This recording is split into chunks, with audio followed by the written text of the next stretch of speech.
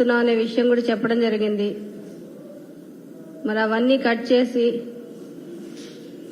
మరి నేను ఎవరినైతే ఉద్దేశించి మాట్లాడ్డానో వాళ్ళు కాకుండా దానికి జగనన్న ఆపాదించి ఈరోజు yellow media almost 1 full day ఇంకేం పని లేనట్టు నా మీదే ఫోకస్ పెట్టారు. నేను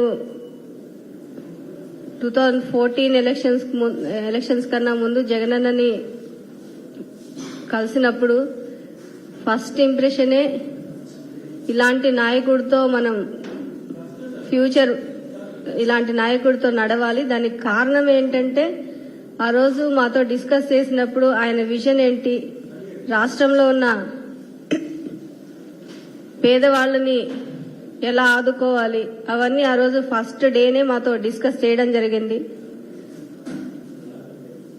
అది నమ్మే ఈరోజు మేము పార్టీలో ఇన్ని సంవత్సరాలు కూడా ఆయన వెంట నడిచాము. మరి వారి కుటుంబ సభ్యులాగా ఆయన సొంత చెల్లిలాగా నన్ను చూసుకున్నారు. అదే లైవ్ వీడియో అంటే ఫేస్బుక్ లైవ్ అంటే ఒకసారి లైవ్ ఇచ్చిన తర్వాత దాన్ని మార్చేదేం ఉండదు.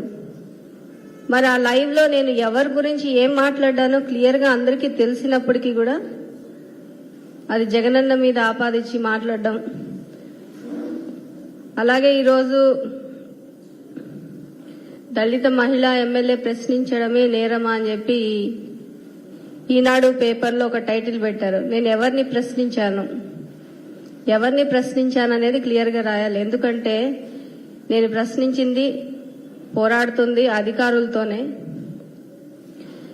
జగనన్నతో కాదు. జగనన్న దగ్గరికి వెళ్తే సీఎం ఆఫీస్కి వెళ్తేనే పనులు అవుతున్నాయని చెప్పాను. అంటే జగనన్న దగ్గరికి వెళ్తేనే పనులు అవుతున్నాయి. ప్రతి చిన్నది అంటే డిస్టిక్ లెవెల్లో అయిపోవాల్సింది కూడా ప్రతి చిన్నదానికి నేను సీఎం ఆఫీస్కి వెళ్లాల్సి వస్తోంది అని ఒక బాధ తప్ప, ఒక వారం రోజుల నీళ్ళకు కూడా అధికారులను అడిగితే కుదరదని చెప్పడము, ఇవన్నీ నాకు కొంచెం బాధ అనిపించి నేను మాట్లాడ్డాను. అధికారులు కూడా ఒత్తిళ్లకు లోనవుతా ఉన్నారు. వాళ్ళు ఒత్తిళ్లకు లోనయ్యి అంటే ఏ నియోజకవర్గ ప్రయోజనాల గురించి ఆ ఎమ్మెల్యేలు పోరాడతారు కాబట్టి అదే విధంగా నేను కూడా పోరాడుతా ఉన్నాను. అయితే ప్రతిసారి ఇక్కడి వరకు రావాల్సి వస్తుందని ఒక బాధతో నేను ఆ రోజు ఫేస్బుక్ లైవ్ పెట్టడం జరిగింది. దాన్ని రాద్ధాంతం చేసేసి నేను మొదటిసారి ఇంటరాక్టివ్ సెషన్ అని ఎవరైనా క్వశ్చన్స్ వేస్తే మాట్లాడేలా విధంగా మన సోషల్ మీడియా వాళ్ళతో కూడా వాళ్ళకి ఏమన్నా క్వశ్చన్స్ ఉన్నా మాట్లాడే విధంగా నేను మాట్లాడ్డాను. కొన్ని క్వశ్చన్స్కి ఆన్సర్స్ ఇచ్చాను. అవన్నీ కూడా వక్రీకరించుకుంటూ ఇష్టం వచ్చినట్టు మాట్లాడ్డారు. అసలు నేను జగనన్నని వ్యతిరేకించినట్టు, పార్టీని వదిలిపోతున్నట్టు. అంటే నేను ఏదో పెద్ద ఫ్యూచర్ను ఊహించేసుకుని నేను ఈ పార్టీలో ఏదో చాలా అయిపోవాలన్న ఉద్దేశంతో రాలేదు. కేవలం జగనన్న చెప్పిన పని చేయడం, ప్రజల్ని ఎలా ఆదుకోవాలి, జగనన్న చెప్తే ప్రజలకు తోడుగా మాకొక నియోజకవర్గం అప్పచెప్పారు. ఆ నియోజకవర్గంలో ప్రజలు బాగుపడే విధంగా మేమేం చేయగలం అవి మాత్రమే చేసుకుంటూ వెళ్ళాము. అది మాత్రమే నేను వర్క్ చేశాను. మరి ఈరోజు అలాంటప్పుడు నాకు చాలా ఫ్యూచర్ నేనేదో ఊహించుకోలేదు, నేనేదో మంత్రి అయిపోవాలనో ఇంకోటో ఇలాంటి ఆలోచనలు కూడా నాకు ఎప్పుడూ లేవు. ఈరోజు ఇప్పటికిప్పుడు వద్దమ్మా నువ్వు ఎవరైనా సపోర్ట్ చెయ్యి, నువ్వు పక్కనుండు అని అన్నా కానీ I'm ready to do that. అంత మేము విధేయులుగా ఉన్నప్పుడు ఈరోజు పార్టీని వీడిపోతా ఉన్నారు, జగనన్నను వ్యతిరేకించారని మాట్లాడడం నాకు చాలా ఆశ్చర్యంగా ఉంది. అది కాకుండా ఎస్సీలకి జగనన్న చేసింది నిజంగా మన రాష్ట్ర చరిత్ర కాదు, దేశ చరిత్రలో గుర్తుండిపోవాల. అదే ఆ విధంగా చేసుకుంటూ వచ్చారు జగనన్న.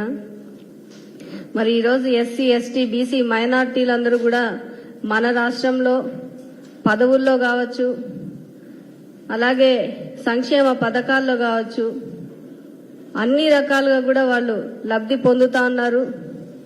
వాళ్ళందరూ కూడా చాలా సంతోషంగా ఉన్నారు.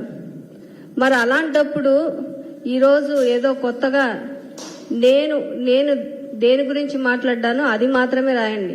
దాన్ని మీరు పార్టీకి జగనన్నకి ఆపాదించకూడదని చెప్పి నేను మీకు సీరియస్ గా వార్నింగ్ ఇస్తున్నా.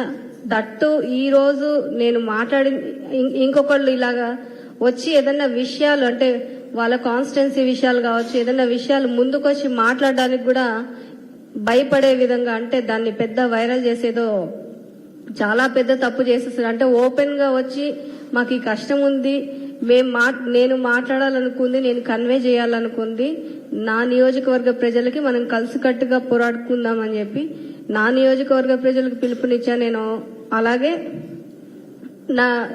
ఎవరైతే ఈ నీళ్ల కోసం ఫైట్ చేస్తున్నామో వాళ్ళందరికీ కూడా ఇది ఒక మెసేజ్ పోవాలన్న ఉద్దేశంతో ఇచ్చాను. కానీ ఇది స్టేట్ మొత్తము అందరూ చూసేలాగా మా పార్టీనే వ్యతిరేకించే విధంగా వీళ్ళు ఆపాదించి దాన్ని భయంకరంగా చిత్రీకరించారు.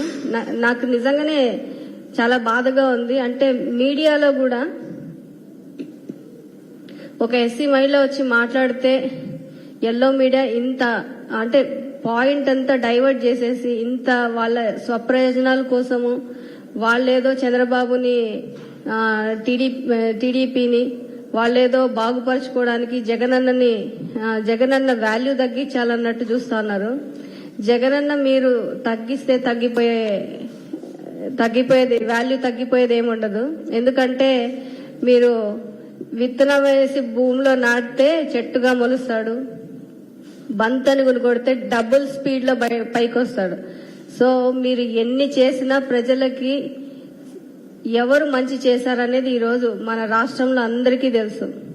ఇట్లాంటి రాతలు నువ్వు 100 కాదు రోజు రాసుకున్నా గానీ ప్రజలు నమ్మే పరిస్థితుల్లో లేరు. ఎందుకంటే ఈరోజు ప్రజలు